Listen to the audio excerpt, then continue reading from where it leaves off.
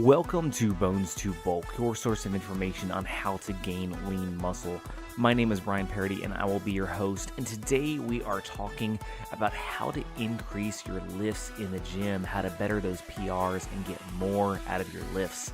So strap in and get ready for episode 018. Alright, so the big question.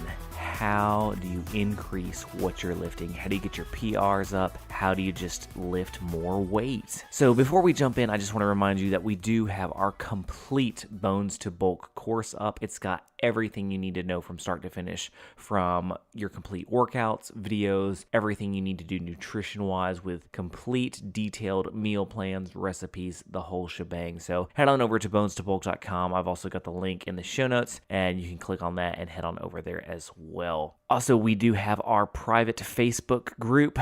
You can go to facebook.com/groups/bones2bulk. Get connected in there. We have some great conversations that take place. It's a great place to ask questions and just get connected with like-minded people. All right, so let's dive in. So if you're lifting, if you've been doing this a while, the way we try to measure our self-improvement is, are we lifting heavier? Are we able to get more weight up than we were the previous week? And it can be frustrating when we hit a wall or we feel stifled in that each week we struggle just to maintain what we did last week and we can't really increase it. So what are the best ways to increase it? The first thing is you've got to be changing up your rep count and your weight count from week to week. If you're not doing microcycles and mesocycles, then you need to start. Basically, a mesocycle is a period of about 4 weeks. It can be longer, but 4 weeks is usually the range for that. And then a microcycle is 7 days. So when I talk about microcycles and mesocycles, what I mean is you need to break it down, your workouts, into these cycles. So for instance, your microcycle of 7 days. So that's your different workout groups. So if you're doing, different muscle groups, that's 4 days, maybe a circuit day on your 5th day. That's your microcycle, those 5 days of workouts. Now during those 5 days, what I recommend is picking a certain rep range. So, whatever you want to start at. I recommend starting off high. You can also do the opposite and start off low. It's really up to you, but pick a number. And every exercise you do, try to hit that number. If you can't hit that number, then lower the weight you're doing.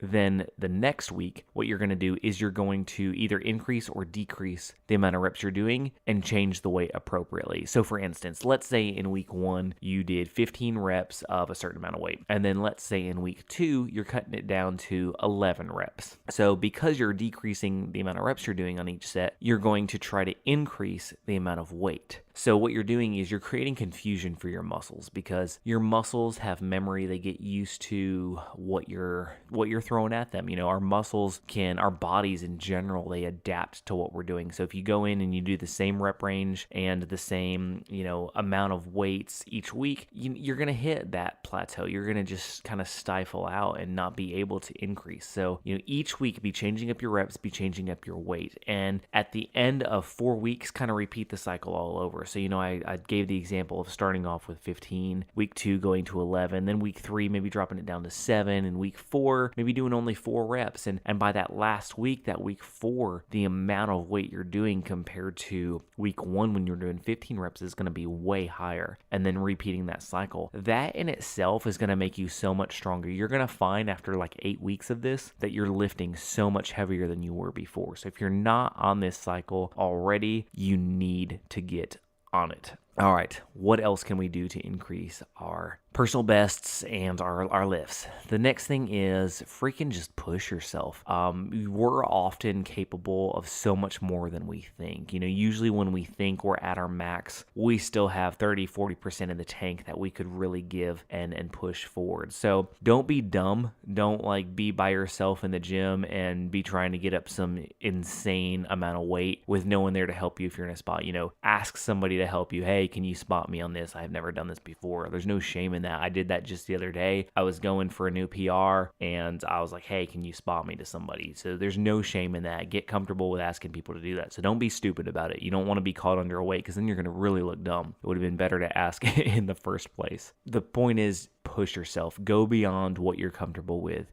Now, again, you know your body, and you know if you push yourself to a certain limit, you might injure yourself. Now, that's not a level you want to go to. But if you're close to a threshold and you're like, you know what, I'm almost there, maybe just a little bit more, go for it. Why not? If you've got a spotter there and you're doing it safely and correctly, what's the worst that can happen? That spotter has to help you get the weight off. Oh well, you're gonna be okay. But go for it. Give yourself that extra push and try.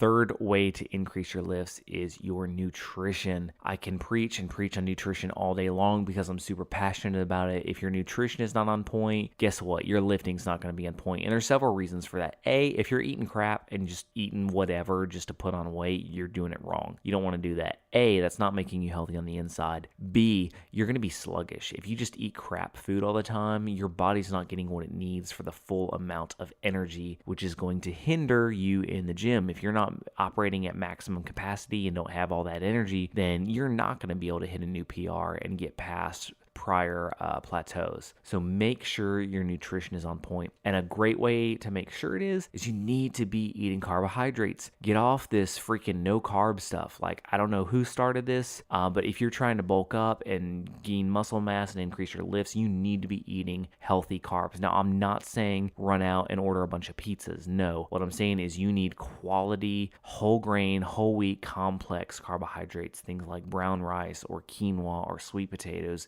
bananas, fruit, not in the form of fruit juice, but whole fruit.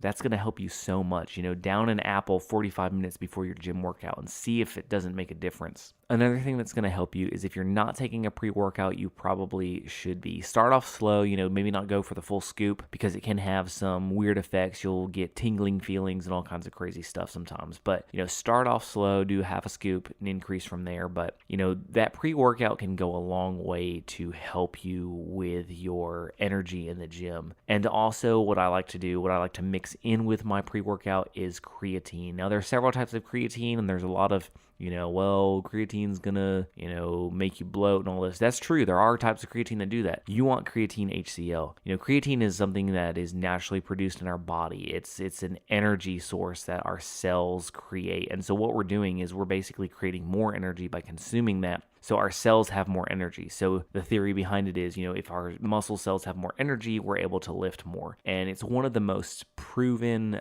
products out there as far as the research that's been done on it for its benefits. So mix a couple teaspoons of that in with your pre-workout. I will tell you, it tastes disgusting. Just down it and go.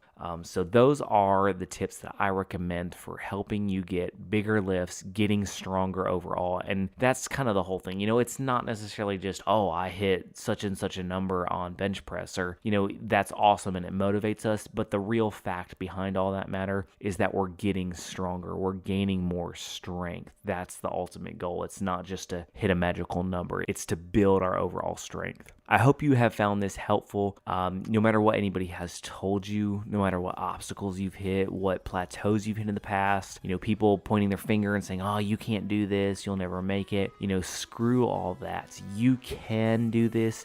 You have the ability. Get your mindset right, get your diet right, and get in there and crush it in the gym. You've got this.